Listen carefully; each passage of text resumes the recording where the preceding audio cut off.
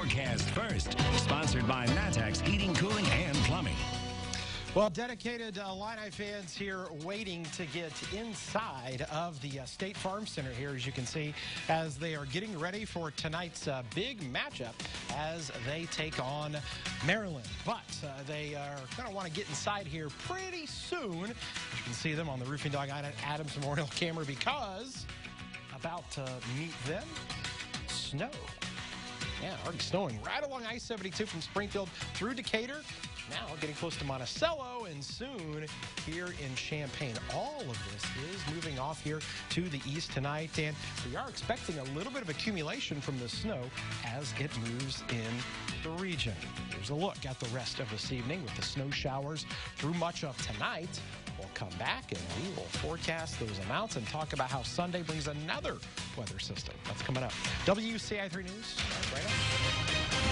Now from WCIA 3 News. In my 25 years, I've never had the volume of kids absent like I've had this week. We're not talking about the coronavirus. We're talking about the flu, the latest. I'm one student who's now in a medically induced coma because of the virus. They're camping out for a cause, why some are calling a cardboard box their home on this winter night. It's been a long time since fans were excited about a game like this. It's a top 20 matchup here at the sold-out State Farm Center. You're watching your local news leader. This is WCIA 3 News at 6. As we're seeing an uptick in activity compared with recent years. A teenager in Chatham came down with the flu last week. Days later, he was in a medically induced coma. Good evening, I'm Paul Cicchini. And I'm Jennifer Roscoe. Joey Sandhaas is now in a St. Louis hospital. The Glenwood community is showing massive support for the teen. WCIA 3's Cole Henke is live in our Springfield newsroom. And Cole, this happened just so fast. Yeah, it hasn't even been 2 weeks since Joey Sandhaas started experiencing flu-like symptoms, and it's an extreme case that now stacks on another brutal flu season here in Illinois. People with the flu sometimes have a fever, cough, or a sore throat. But for Joey Sandhaas, the flu quickly turned into a bacterial infection in his lungs. So there is definitely an uptick in flu activity this year compared with recent years. We are seeing more hospitalizations and more fatalities this year. It was when he started having trouble breathing that his mom took him to St. John's Hospital in Springfield. Days later, he had to be transferred to the St. Louis Children's Hospital because the flu turned into pneumonia, and he was put into a medically induced coma. Sandhaas had no prior health problems, so it came as a real shock to his family. So influenza can be more dangerous for the very young and the very old, or for people who have underlying medical conditions. The Sangamon County Public Health Department said the flu has impacted central Illinois more than usual this year. Waverly School District, just outside of Springfield, had to shut down their school because almost a fourth of their students and faculty were sick with it. In my 25 years, I've never had the volume of kids absent like I've had this week. Never. Not in my 25 years. You know, we don't average a lot of kids that are absent each day. You know, we have a pretty good attendance. And then when Tuesday hit, it was substantial. You know, going from 60, which is, you know, a lot of students out in our small district, and Joey is still in the hospital down in St. Louis, but a GoFundMe that was started by some of his high school classmates has already raised over $16,000 in just a couple of days. Reporting in Springfield, I'm Cole Henke, WCIA 3, your local news leader. Cole, everybody just pulling for him. Thank you so much. Now, Sandhaas's family hasn't left his side in St. Louis, but they said this to all of the people who are showing support for Joey. Quote, "We want to say thank you to everyone who has supported and prayed for Joey in this incredibly difficult time. We are just continuing to try to stay positive and pray, and that is all we are asking from people." Now, following up on the coronavirus, one law professor says the U of I isn't doing enough to keep students safe. Francis Boyle says information sent to students from Wuhan was vague. For example, they said many of the 150 students didn't travel home during break, but didn't specify an amount. They gave students the choice to quarantine themselves or not.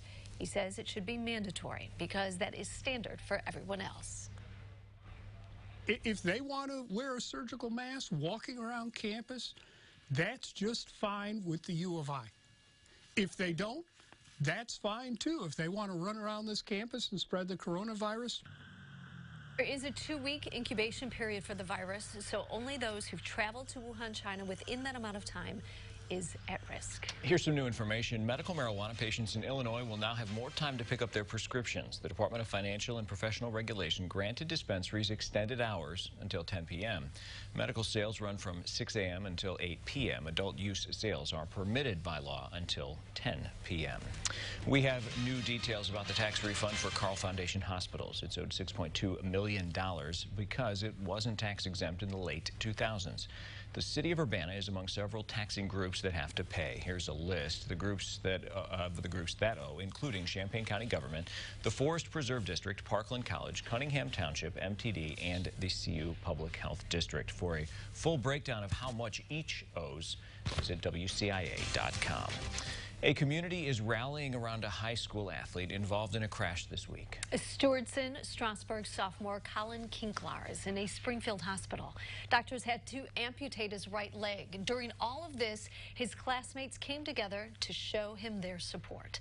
WCIA 3's Andy Olson is with us now. So, Andy, what were they doing today? Jennifer, every student at the high school and grade school wore red for Colin, and a lot of them have been writing cards and organizing prayer groups. It's all to keep his and his family's hopes high in this tough time. She said, was it Colin in the wreck? And I didn't know, and then she found out it was, and my heart sank, and I went straight to the office to find out what actually happened. And yeah, so it wasn't a good day that day. That's a sentiment shared by many who know Colin Kinklar. On Tuesday, the sophomore was on his way to school, but never got there. He was in a crash in Strasburg. Kinklar is in a medically induced coma, and doctors amputated his leg. As a way to come together and support the teenager, everyone at Stewardson Strasburg High School decided to wear red. It's insane the amount of support everybody's given to him, not only wearing red, but doing support groups and posting things out and sharing information with each other. It's very amazing. Kinklar is a big sports fan. He played on the Hatchets basketball teams just last week and has been a starter for their baseball team. The amputation, it just hurt because I know that it's going to hurt him whenever he finds out. Students spent a lot of the day writing cards for Kinklar. His mom says she's been reading them to him while he's in his coma. His friends don't know when he'll be back in class, but they will be ready with open arms. I think at this point, one of the things keeping us all going is thinking about him coming back and the hope, that he will be back with us and as soon as is possible. We have no idea at this point when that's going to be, but we do know that he's going to have tremendous support and friends here waiting for him whenever that day comes. Colin had a successful surgery today. His family says he may be able to come out of the coma this weekend and be able to see his school has been thinking of him.